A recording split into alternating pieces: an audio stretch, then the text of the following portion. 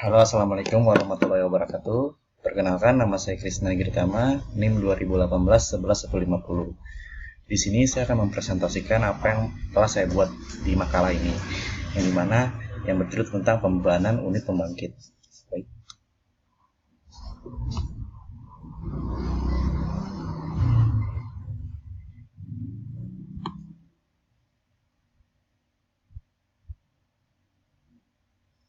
Nah, di sini yang pertama itu ada unit commitment, yang dimana unit commitment itu merupakan penjadwalan hubungan lepas pembangkitan unit pembangkit pada sistem tenaga listrik dalam kurun waktu tertentu dengan tujuan untuk memenuhi permintaan beban. Penjadwalan ini biasanya ditentukan berdasarkan permintaan beban manusia yang selalu berubah-ubah tiap waktunya. Tujuan utama dari penjadwalan ini adalah untuk mendapatkan biaya pembangkitan yang ekonomis dalam periode waktu tertentu, namun tetap mempertimbangkan batasan-batasan yang operasi yang ada. Lalu di sini ada permasalahan yang ada pada unit komitmen. Nah, permasalahan unit komitmen merupakan kombinasi dari dua sub masalah. Yang pertama itu untuk menentukan unit pembangkit yang akan dinyalakan. Lalu kedua adalah menentukan jumlah biaya generasi dari masing-masing unit yang berkomitmen. Nah, di sini ada priority list atau urutan prioritas, yang dimana merupakan kombinasi dalam penjadwalan pembangkit dengan mempertimbangkan biaya pembangkitan yang paling murah. Lalu ada complement enumeration, yang dimana merupakan kombinasi dalam perhitungan penjadwalan pembangkit dengan memperhitungkan seluruh kombinasi yang mungkin terjadi. Lanjut. Nah, di sini juga ada permasalahan yang ada pada unit komitmen. Digunakan untuk mendapatkan biaya operasional yang optimal dan menjaga lifetime dari setiap unit pembangkit.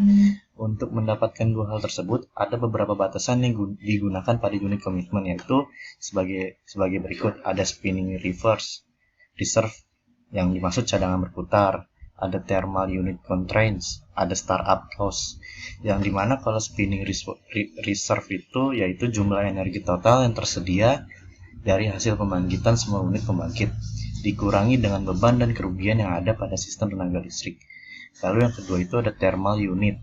Nah, hanya dapat beroperasi jika ada perubahan temperatur.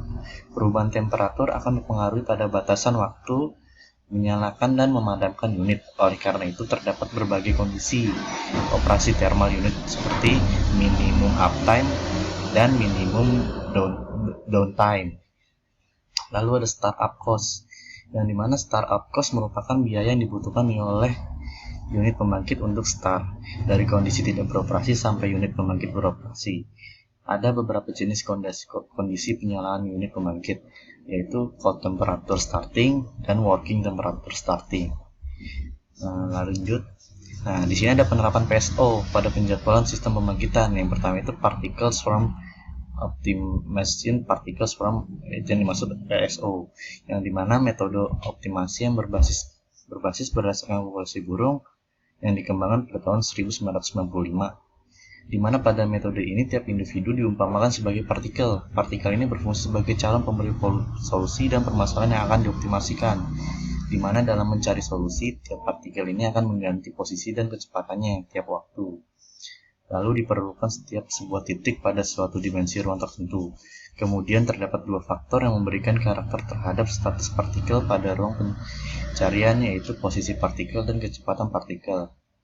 Nah, mungkin sekian saja dari saya tentang pembahasan pembebanan unit pembangkit, yang dimana di sini kita harus memahami tentang pengertian dari unit komitmen itu sendiri dan kendalanya yang terjadi pada pembangkit itu sendiri, unit komitmen.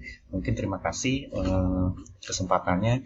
Apabila ada kesalahan atau tutur kata yang kurang, mohon dimaafkan, atau ada informasi yang kurang, mohon dimaafkan. Terima kasih untuk Vario. Sekali lagi terima kasih.